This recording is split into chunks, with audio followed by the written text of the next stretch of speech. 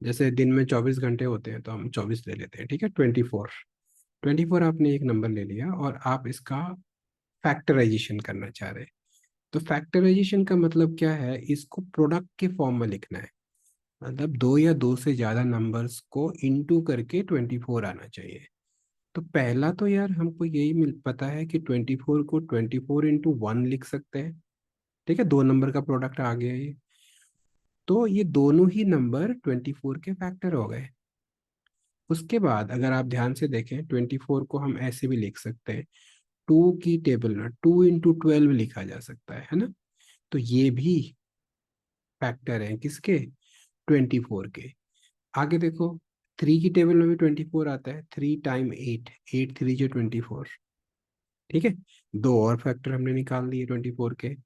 अच्छा, और देखो, क्या 4 की टेबल में भी आता है, 4 6 आ गया 4 की टेबल में भी, ठीक है।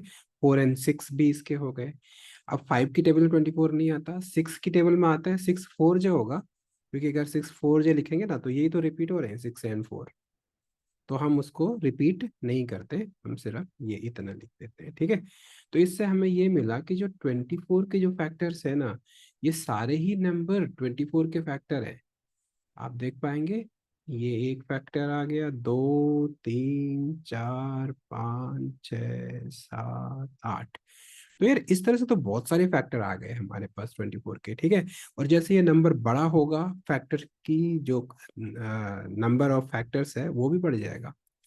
तो हम इसके लिए हमने एक तरीका निकाला, हमने बोला कि यार अब किसी भी नंबर के जब फैक्टराइजेशन की बात होगी ना, तो हम इतने सारे नंबर्स को नहीं डिस्कस करेंगे, हम सिर्फ उसके प्राइम फैक्टराइजेशन लेंगे, ठीक है। अब ये प्राइम फैक्टराइजेशन क्या होता है उसके बारे में थोड़ा सा देखते हैं।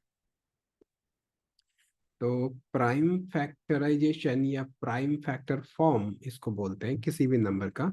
अगर हम 24 को ही ले लें, एक बार फिर से ले लेते हैं 24 को। तो इसके अभी हमने बहुत सारे फैक्टर देखे थे और उम्मीद करता हूँ वो सारा आपने लिख लिया होगा, ठीक है। पेन जरूर रखें अपने साथ, और जो भी यहाँ पे हम कर रहे हैं आप लिखें, क्योंकि लिखना एक बहुत ही पावरफुल लर्निंग टूल है, ठीक है। तो अगर हम 24 के प्राइम फैक्टर निकालना चाहते हैं तो प्राइम नंबर से ही लेंगे, और सबसे पहले हमें छोटा से छोटा प्राइम नंबर लेना चाहिए, और सबसे छोटा प्राइम नंबर 2 होता है।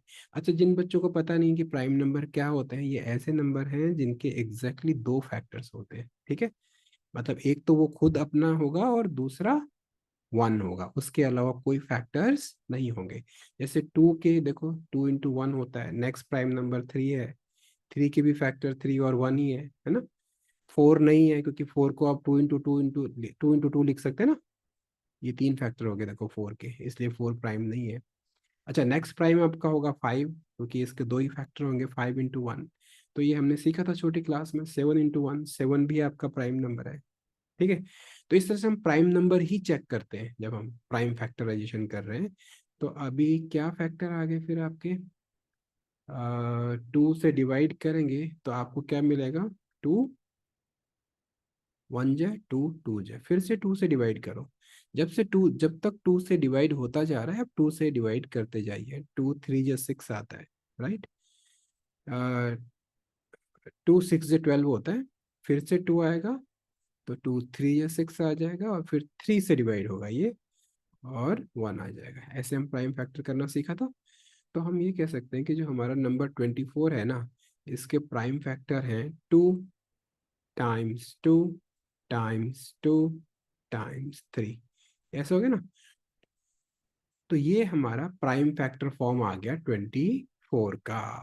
तो ये मतलब एक, इसको फर्दर हम छोटे नंबर्स में नहीं तोड़ सकते।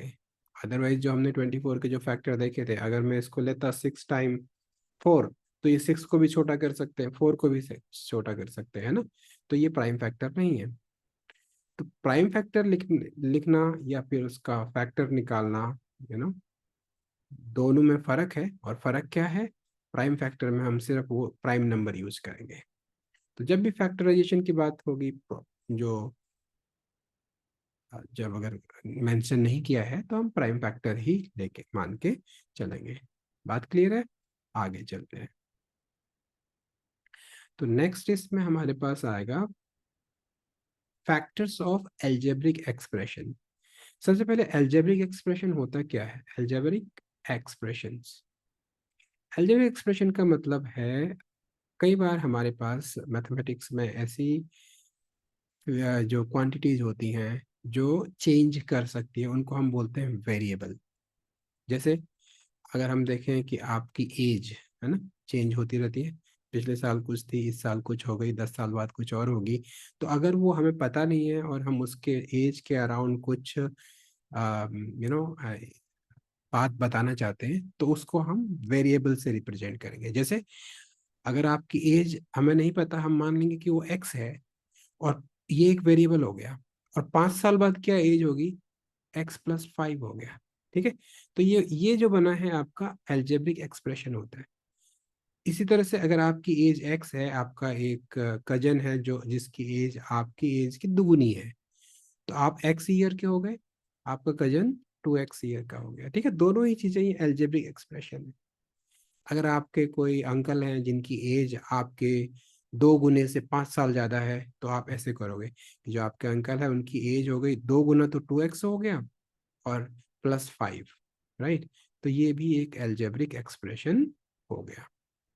तो हम क्या कह रहे थे, एल्जेब्रिक एक्सप्रेशंस के फैक्टर्स कैसे निकालते हैं। अब इनमें इनमें आपने देखा होगा कि ये जैसे यहाँ पे 2 × 2x है, तो इसका क्या फैक्टर हो जाएगा? इसके फैक्टर्स हो जाएंगे 2 × x, मल्टीप्लीकेशन के फॉर्म में लिख देना 2 टाइम x। तो इस तरह से हम एल्जेब्रिक जो एक्सप्रेशंस है इनके फैक्टर निकालेंगे। यहाँ पे कुछ एक्सप्रेशंस दी हुई हैं, पहला वाला ही देख लीजिए। 6abc है ना, तो क्या लिख सकते हैं इसको?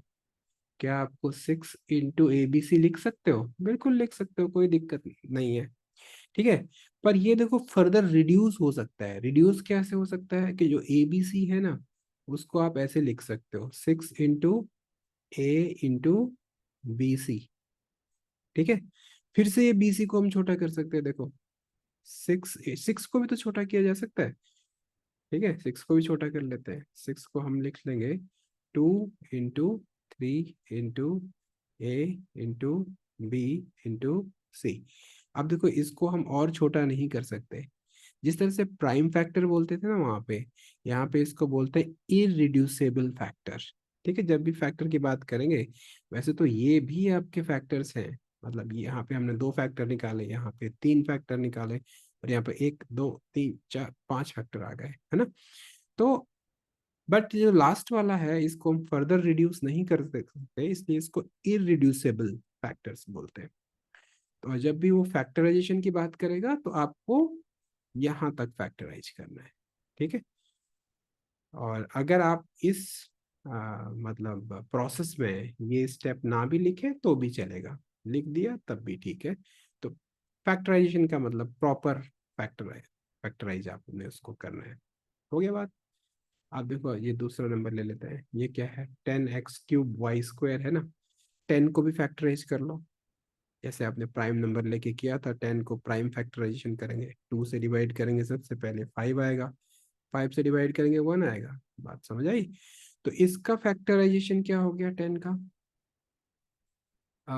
इसको क्लियर कर देते हैं। 10x³ y² है ये, 10x⁻³ ऐसा नंबर है।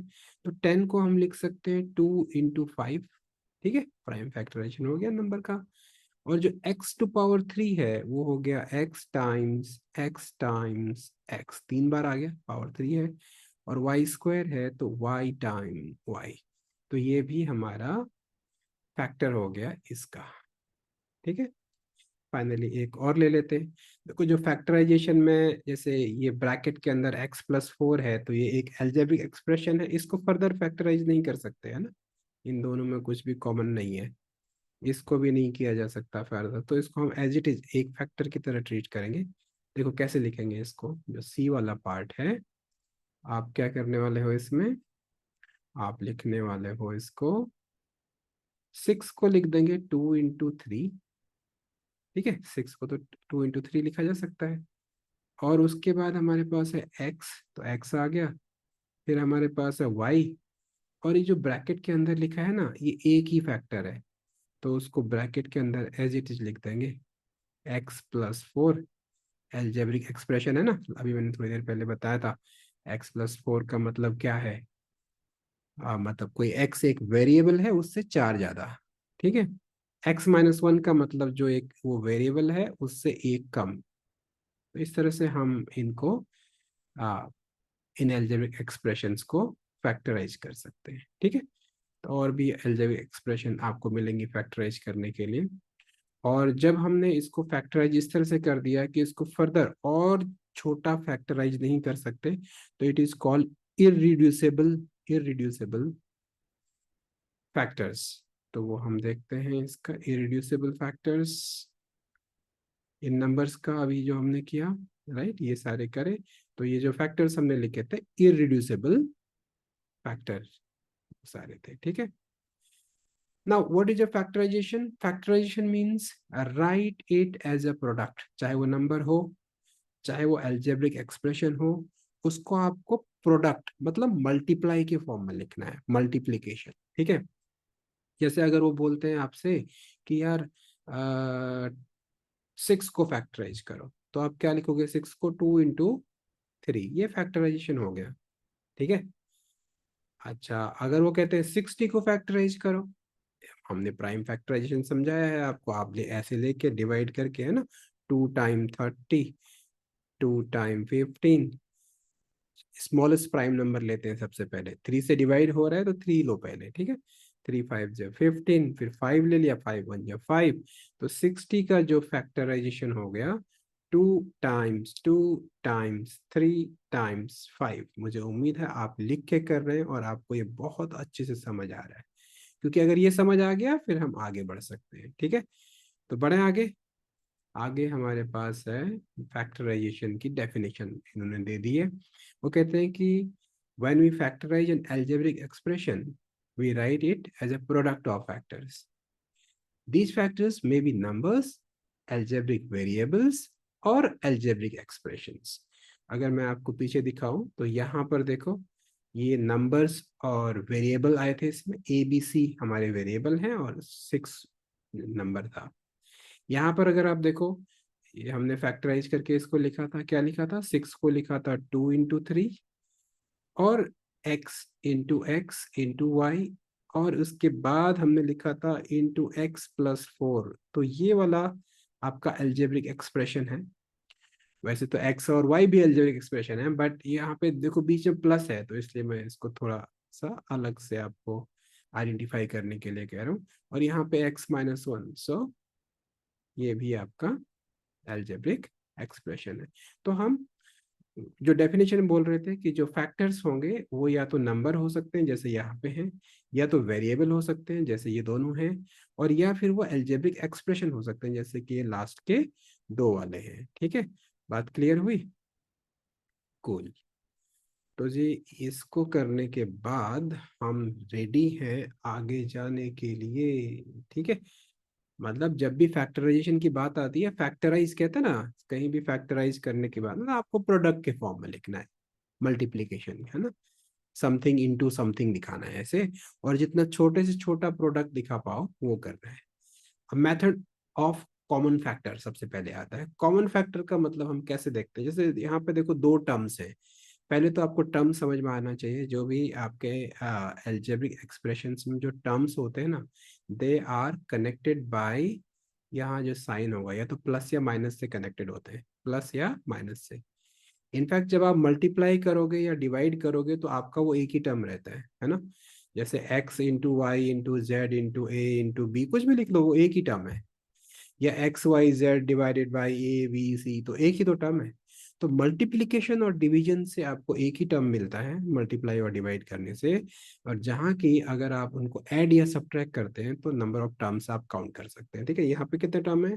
2 टर्म्स है, इस वाले में भी 2 टर्म्स है, बीच से प्लस साइन दिख रहा है ना। बढ़िया। तो अब हम क्या करने वाले हैं, इनको फैक्टराइज करने के लिए कहा है। तो सबसे पहला वाला टर्म मेरे पास 2x है, इसका फैक्टर होगा 2 into x होगा। दूसरा टर्म मेरे पास 4 है, इसको भी मैं फैक्टर कर लेता हूँ 2 into 2। अब यार इसमें कॉमन देखो क्या कॉमन है, जो फैक्टर कॉमन आ रहा है, तो 2 into 2 कॉमन आ रहा है, बस वही मेरा यहाँ पे मेथड होगा इसको सॉल्व करने का। ठीक है, तो मैं इसको लिख सकता हूँ, क्या स्टार्ट करें ऐसे ही, 2 into x लिख दिया और +4 को 2 into 2 लिख दिया। एंड देन नेक्स्ट लाइन में आपने देखा 2 कॉमन है, तो 2 को ब्रैकेट के बाहर लिखने के बाद, मतलब ये 2 इंक्लूसिव है इन दोनों के लिए, तो यहाँ से बचेगा क्या, यहाँ से बच जाएगा x। 2 तो हम पहले ले चुके हैं ना, और प्लस यहाँ से भी एक 2 हटा दो, बच गया 2। अब ये 2 into x + 2 आ गया, और यही हमारा फैक्टर है, इसको फैक्टराइज कर लिया। ठीक है, यूजुअली जब इन दो, जैसे एक ब्रैकेट है एक नंबर है, इन दोनों के बीच में कुछ नहीं लिखा हुआ है, इसका मतलब इनके बीच में इंटू ही होता है। ठीक है, वो लिखने की जरूरत नहीं है। तो ये आपका फैक्टराइजेशन हो गया। उम्मीद है आपने पहला क्वेश्चन कर लिया है, बहुत अच्छे, वेरी गुड। अब ये दूसरे वाले को भी ऐसे ही करेंगे हम। क्या है ये, 5xy + 10x है ना, तो 5xy को कैसे लिख सकते हैं यार, 5 into x into y ऐसा लिखा जा सकता है। +10x को कैसे लिखेंगे, 2 into 5 into x। अब ध्यान से देखो क्या मिल रहा है आपको कॉमन दोनों में, दोनों में कॉमन क्या दिख रहा है भैया, एक तो 5 कॉमन है, यहाँ भी है यहाँ भी है, दूसरा x कॉमन है, यहाँ भी है यहाँ भी है, पता लग रहा है, 5x 5x। ठीक है, अच्छा अगर वो कॉमन है तो हम उसको कॉमन ले लेंगे फिर, राइट। कॉमन लेते हैं इसे, देखिए क्या आएगा, 5x हमने बाहर ले लिया, 5x बाहर ले लिया का मतलब यहाँ से 5x हटा दो, अब सिर्फ y बचा, और यहाँ से भी 5x हटा दो, टेक अवे 5x, क्या बचा 2। वो इसलिए है कि जब भी इस तरह से मल्टीप्लीकेशन में होता है ना, तो ये आपका आंसर आ गया।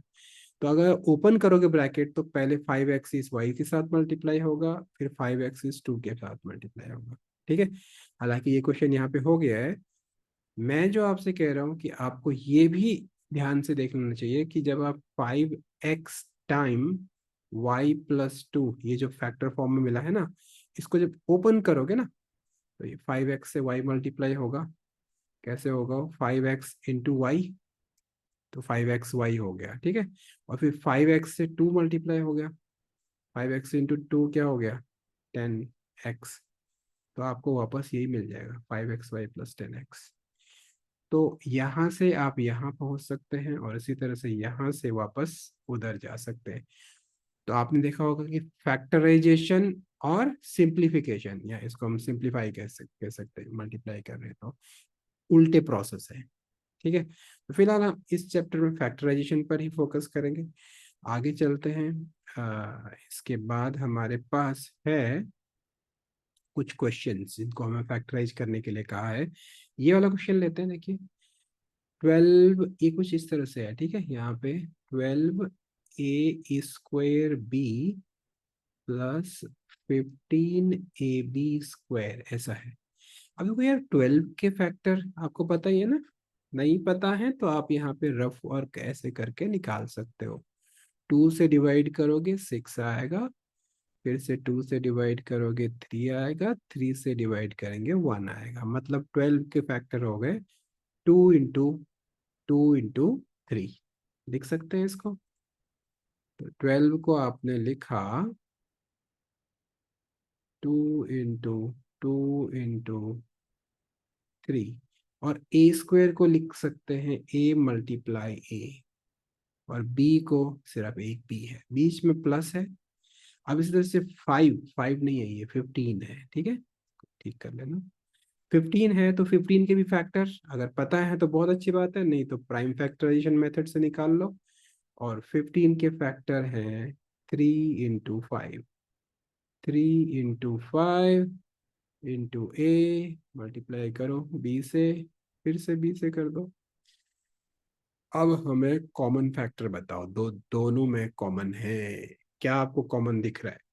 अगर ध्यान से देखें तो मुझे 3 यहाँ भी दिख रहा है, 3 यहाँ भी दिख रहा है, कॉमन हो गया फिर तो।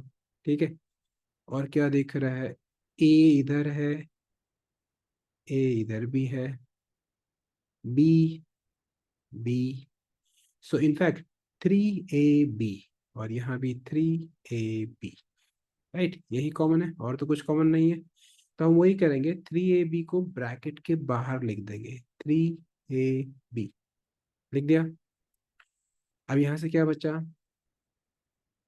ध्यान से देखो, 3 और a और b को हटा दो, बाकी चीजें 2 टाइम 2 4, 4a हो गया ये, और प्लस अब यहाँ पे देखो 3ab अगर आपने हटा दिया, 5 टाइम b, 5b आ गया ना। ठीक है, तो इस तरह से हम इसको लिखेंगे तो ये हमारा फैक्टराइज हो गया। ठीक है, इनफैक्ट इसका मतलब कुछ ऐसा है, 3 into a into b into ये 4a+5b।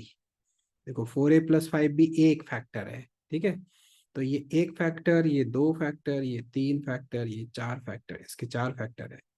पर यूजुअली जब इनके बीच में कोई साइन नहीं है तो इंटू माना जाता है, तो आपको इस तरह से लिखने की जरूरत नहीं है। ठीक है, तो आपका आंसर यहीं पे आ गया।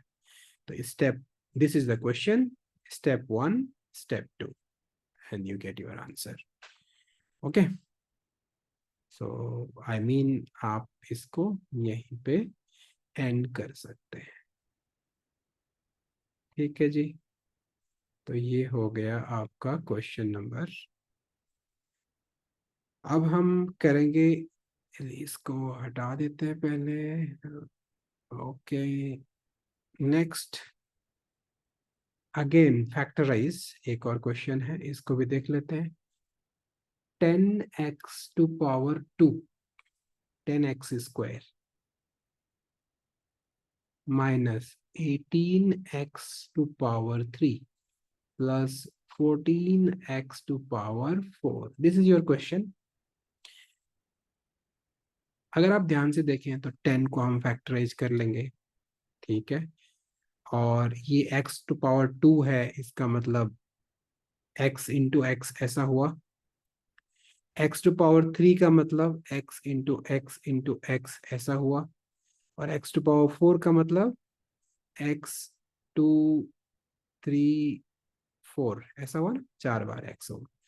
तो इसमें हम ध्यान से देख सकते हैं यार, ये कितना x कॉमन मिल रहा है। अगर ऐसे है तो 2x यहाँ है, दो यहाँ भी हैं, दो यहाँ, तो 2x मतलब x⁴ तो x² हो गया ना। x को x से मल्टीप्लाई करते हैं तो x² मिलता है, तो x² आपके पास कॉमन है। और क्या कॉमन है, अभी आप देखेंगे 10 को लिख सकते हैं आप 2 × 5, 2 × 5, और क्या हम इसको इंटू x ऐसा भी लिख दें, कि स्पेस कम है इसलिए हमने x² लिख दिया था। -18 को क्या लिख सकते हैं, 2 × 3 × 3, 2 × 3 = 6, 3 × 18 हो गया ना। और x³ का मतलब x⁴x⁴x। ठीक है, अब इसको यहाँ से हम लोग हटा देते हैं, लेस स्पेस बिकॉज, है ना। And plus 14 can be written as 2 × 7, और x⁴ का मतलब x⁴x⁴x⁴x 4 बार हो गया। ठीक है, अब इसमें से हम कॉमन ले लेंगे। हमें क्या कॉमन दिख रहा है, एक तो आपको कॉमन दिख रहा होगा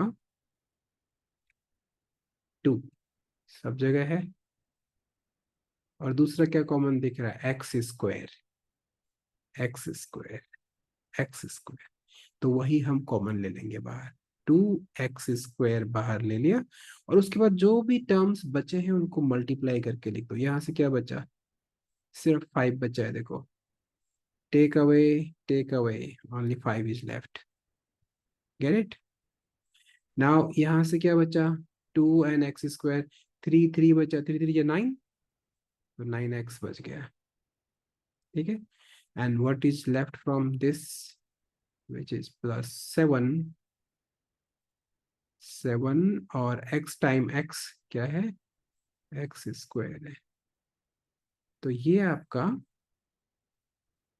फैक्टराइज हो गया, क्योंकि ये जो अंदर है 7x² -9x, इसको हम फर्दर फैक्टराइज नहीं कर पाएंगे। ठीक है, तो 1 मिनट इसको देखते हैं।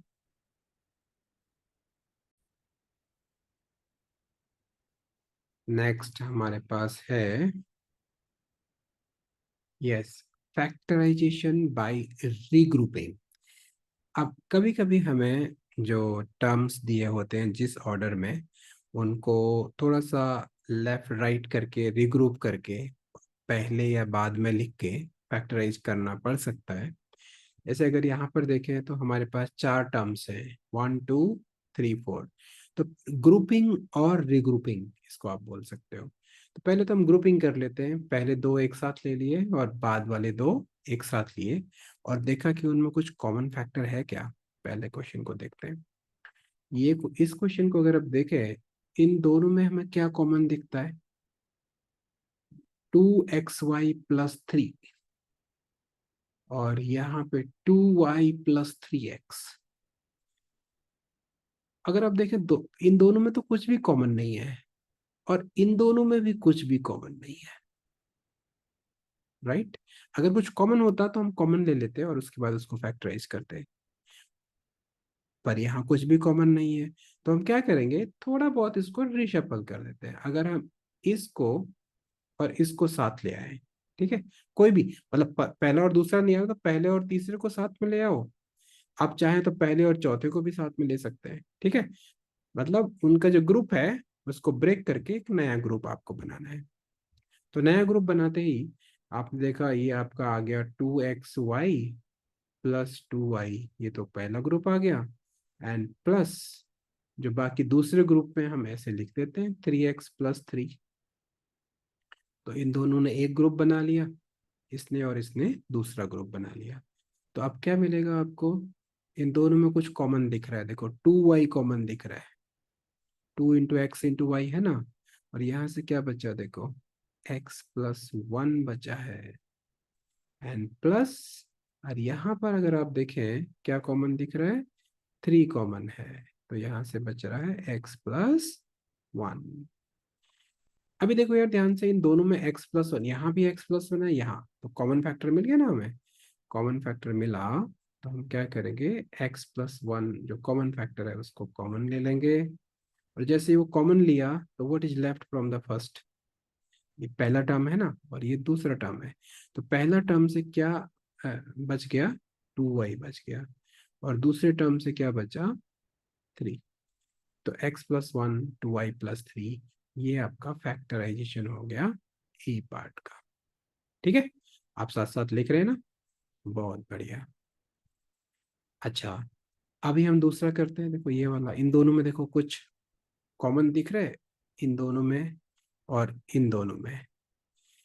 अब यार देखो पहले वाले दो में तो हमें 15 कॉमन लग रहा है, ठीक है, आप 15 कॉमन ले लोगे और ये आएगा PQ+1। बाद वाले दो में कुछ भी कॉमन नहीं है, देखो यहाँ Q है तो यहाँ P है, यहाँ 9 है तो 25, 9 और 25 में तो कुछ कॉमन होता ही नहीं है। जब भी आपको कुछ कॉमन नहीं है ऐसा मिले तो आप क्या कॉमन लेते हो, 1 कॉमन लेते हो। तो आपने 1 कॉमन लिया तो इधर क्या बच गया, ये एज इट इज आ जाएगा ना, 9P+25, जो भी है 9Q+25P। अब ये क्वेश्चन देखो यहाँ से आगे ये नहीं हो पाएगा, क्यों नहीं हो पाएगा, क्योंकि हमें ये फैक्टर और ये फैक्टर सेम चाहिए था जो हमें नहीं मिल रहा। तो मतलब अगर हम इसको ग्रुपिंग करते हैं, इन दोनों को एक साथ और इन दोनों को एक साथ लेते हैं, तो ये क्वेश्चन आगे फैक्टराइज नहीं हो पाएगा। फैक्टराइज का मतलब हमें एज ए प्रोडक्ट फॉर्म में लिखना है, बट ये प्रोडक्ट फॉर्म में नहीं आ पाएगा। तो हम क्या करेंगे, इस तरह के क्वेश्चंस को हम बोलते हैं रीग्रुपिंग। और रीग्रुपिंग जैसे हमने पहले किया था, यहाँ और यहाँ भी ऐसे इश्यू आया था ना, तो रीग्रुपिंग, इसीलिए इस मेथड को हमने कहा है। तो रीग्रुपिंग में क्या करेंगे, पहला और दूसरा लेने के बजाय आप पहला और तीसरा ले लो। आप चाहें तो फर्स्ट और फोर्थ भी ले सकते हो, दैट्स योर चॉइस। ठीक है, तो मतलब सेकंड के बजाय किसी और के साथ उसकी ग्रुपिंग करो। तो आपको ये कैसे लिखना है उसके बाद, this can be written as 15PQ, ऐसे लिख देते हैं, प्लस लेट्स से क्या लिखना है बताइए, 25P लिख दे, 25P, और प्लस मैंने फर्स्ट और लास्ट को ले लिया है, तो बीच के दो एक साथ आ जाएंगे। ये क्या है, 15 प्लस 9, 9 क्यू। अब यार इन दोनों में क्या कॉमन है, देखो 15 3 × 5 होता है, ठीक है, और 25 5 × 5 होता है। तो ऑब्वियसली 5 तो कॉमन फैक्टर मिल रहा है आपको, और p भी कॉमन फैक्टर मिल रहा है यहाँ। तो यहाँ से अगर 5p निकाल दें, आप अगर समझ नहीं आ रहा है तो इसको लिख सकते हैं, 15 को आपने 3 × 5 × p × q ऐसे लिखा, और उसके बाद 5p निकाल दिया, 5 निकल गया, p निकल गया, बचा क्या, 3q। तो अंदर क्या बचेगा, 3q माइनस, ये रफ वर्क है इसको हटा सकते हैं, माइनस, फिर क्या बच रहा है यहाँ से, देखो 25 को आप, 25p है ना, 25 को आप लिख सकते हैं 5 × 5 × p, दिस नंबर। सो यहाँ से 5p निकाल दो, बचेगा क्या, 5 बचेगा सिर्फ, ठीक है। तो ये रफ वर्क है, हमने हटा दिया। And then plus, inside bracket you want 3q - 5, minus है प्लस है, प्लस है, ठीक है। तो इन दोनों में 15 और 9 में क्या कॉमन है, 3 कॉमन है। Why? Because 15 is 5 × 3 and 9 is 3 × 3. So from 15, if you take 2 common, what is left? 5, 3 is 15, so 5 is left. Plus from 9, if you take 3 common, 3 is left. Look, now inside bracket you are getting the same factor, because 3q plus 5, 3q plus 5 is the same thing, isn't it? So you can write 3q plus 5 in one bracket, and in other bracket you will have 5p plus 3. So this is factorize. So this is called factorization by regrouping terms. All right. So this is how we factorize by regrouping terms. All right. So that's, I think, all for today. You have the homework. So you can take a screenshot of these questions you need to do. And once these questions are done, you are ready to go for exercise, NCERT exercise 12.1. So attempt this exercise at home and let us know how did you like this lesson. And we will continue with 12.2 in our next lesson. Okay, bye bye for now. See you next time. Bye.